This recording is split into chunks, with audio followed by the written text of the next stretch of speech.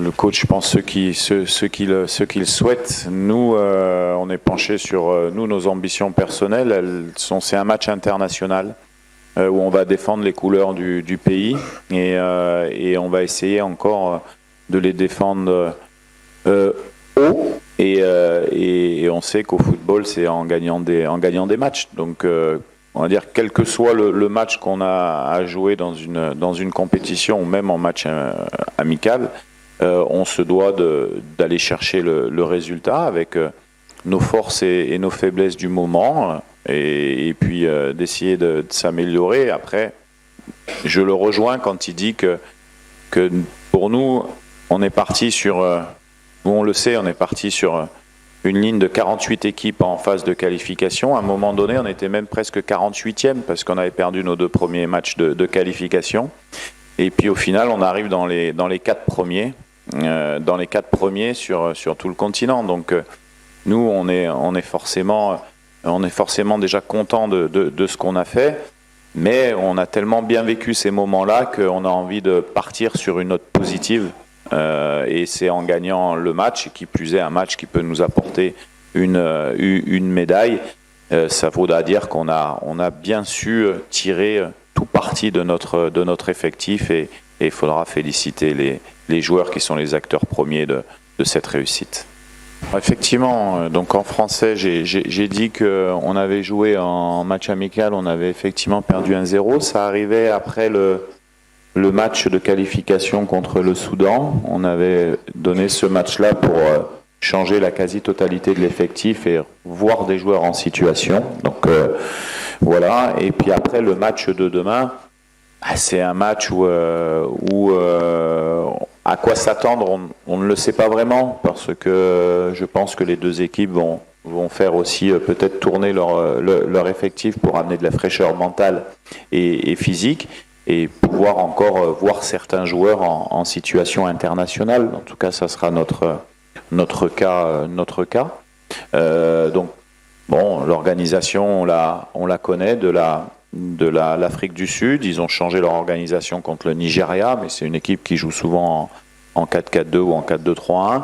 Nous, il n'y aura pas de surprise demain encore. On va essayer de faire ce qu'on sait faire, et puis d'être plus performant que sur la demi-finale. En tout cas, j'attends beaucoup en tant que coach de ce match-là pour voir certains joueurs en situation.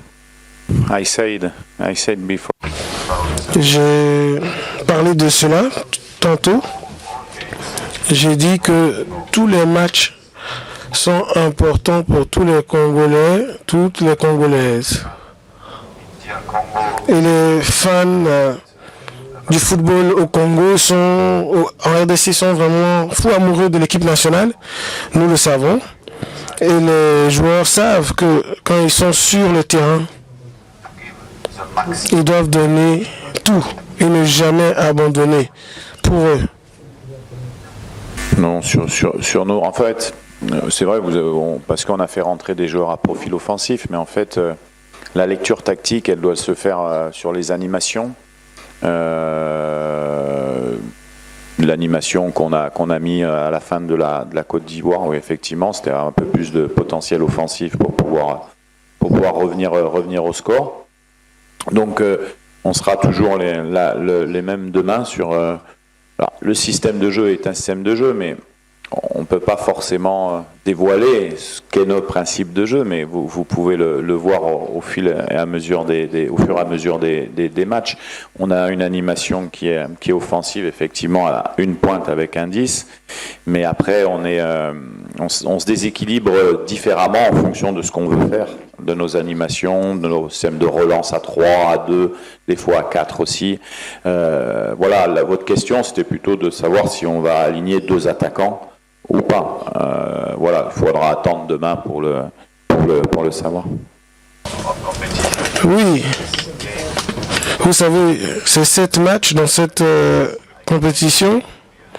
Donc peut-être que ce sera un avantage d'avoir moins joué en fonction de l'équipe de départ de l'Afrique du Sud. Parce que peut-être que le coach va faire tourner son effectif. Mais pour nous, Je pense que nous sommes fatigués, comme l'Afrique du Sud, bien entendu, mais pour moi, à ce stade, c'est l'opportunité de donner du temps de jeu à d'autres joueurs pour qu'ils soient prêts. On avait joué plusieurs fois. Le plus beau souvenir que j'ai dans ce stade, c'est la demi-finale de la Coupe de Côte d'Ivoire contre l'Africa, qui était le derby à Sec Africa qu'on avait remporté. La finale qu'on avait gagné aussi, avait été au Champrou. Mais oui, bien sûr. Mais bon, à Abidjan, j'ai beaucoup de connaissances encore. Je suis très proche de la Sec Mimosa. J'en profite aussi pour faire un petit clin d'œil à Maître Roger Wegnin, qui est le premier à m'avoir fait confiance sur le sol africain. Et je voulais le remercier pour ça. Et après, moi particulièrement, je trouve que, ayant connu le pays il y a 14 ans, et on a traversé des moments difficiles au départ, hein, puisqu'il y avait la guerre. Et ce qui a été fait pour cette CAN est fantastique. On a été joué à San Pedro, c'était fantastique sur la qualité des pelouses, sur l'organisation. On est allé à Korogo, sur les villages Cannes. Enfin, je veux dire, tout était parfait. Et ça a été un régal de participer à cette compétition ici et finir par le stade Félix Houphouët-Boigny. On n'a pas encore joué, nous. Oui, c'est un petit symbole, mais voilà, c'est sympa. Je l'ai dit, hein, c'est toujours... Mais c'est ce qu'on a su... C'est l'attachement des joueurs au maillot et au pays qui fait le reste, en fait. Hein. Il y a beaucoup de solidarité, beaucoup d'unité déjà entre les joueurs eux-mêmes, entre les joueurs et le staff. Le gouvernement nous met aussi tous les moyens à disposition pour qu'on soit dans les bonnes conditions. Donc il y a vraiment une unité globale et qu'on essaye de véhiculer par l'exemple d'abnégation, d'humilité, sur le terrain d'abord. Et comme je le disais, on a la chance dans cette équipe d'avoir de très bons joueurs, bien disciplinés, mais on a surtout la chance d'avoir des joueurs qui jouent dans les grands clubs, qui se mettent au même niveau que tout le monde, à la disposition du pays, et qui nous, chez nous, il y a des stars dans l'humilité.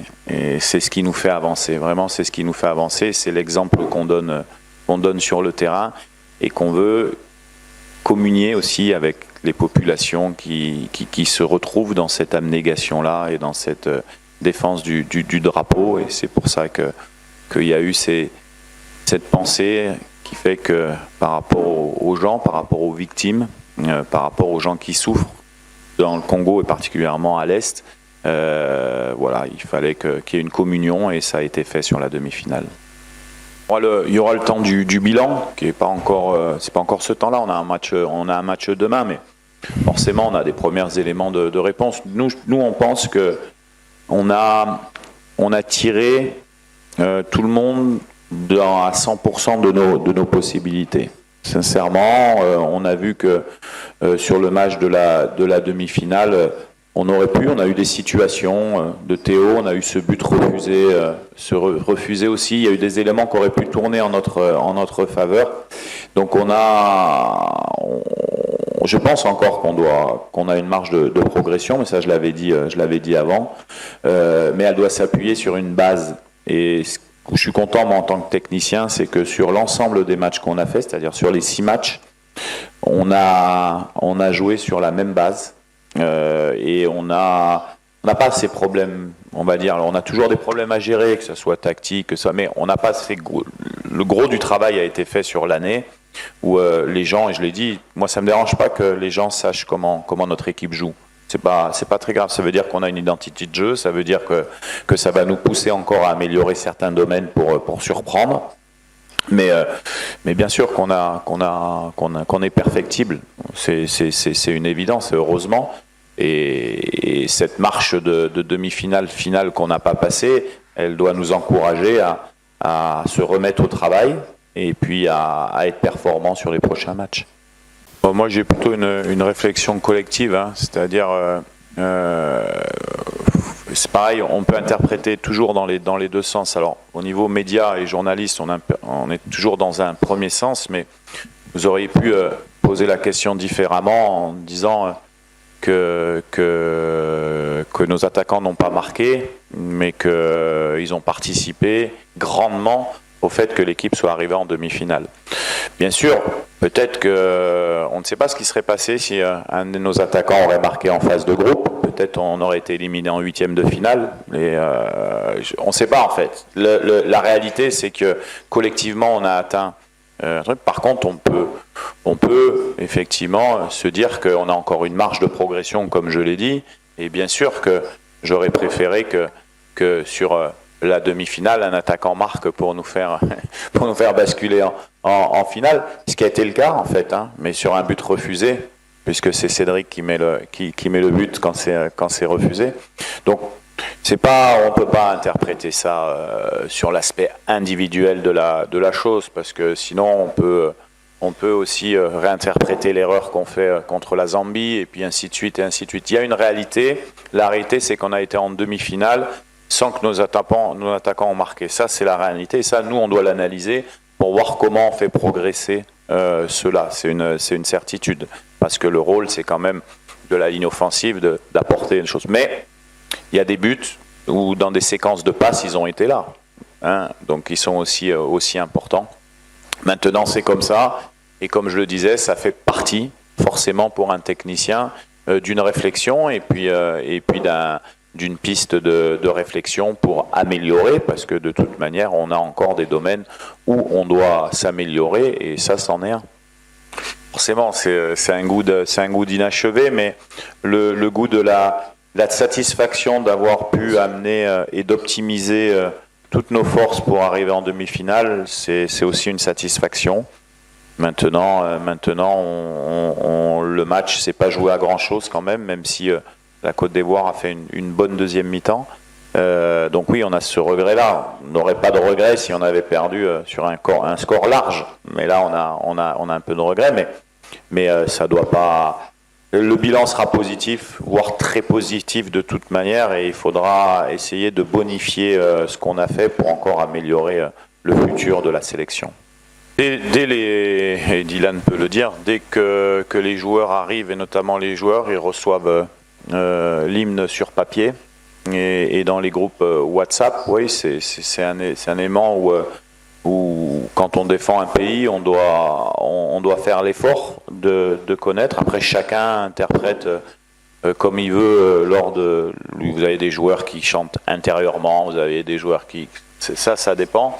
Mais après, oui, c'est quand on travaille pour un pays qu'on est, on peut dire, expatrié en tout cas de ce pays, c'est la moindre des choses de faire cet effort-là. Ouais. Bon, moi j'ai pas pour habitude de parler de l'arbitrage. On a eu des faits de jeu qui ont été défavorables, il y en a d'autres qui ont été favorables. Un match, c'est toujours difficile à arbitrer. Il faut faire confiance à la VAR. Je trouve que